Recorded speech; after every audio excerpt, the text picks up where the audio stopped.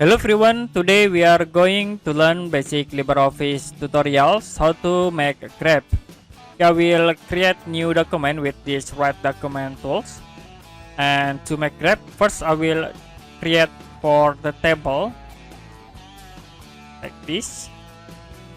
And then you can set, like I will set the number into 34, 57, 45, 78.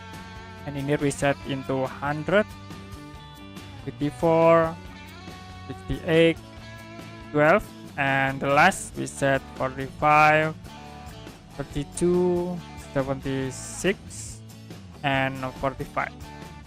So to make graph, you can click out this icon, insert chart. It will be automatically show for the chart or graph. And if you want to change for this chart type, you can select, right click, and then you can click on chart type. So you can set like into pie, bar, area, line, or the other option. Here, like I will set into pie and click at this option. Now you can click OK. So it will be automatically update the chart. Okay, that's it for basic LibreOffice tutorials how to make a graph.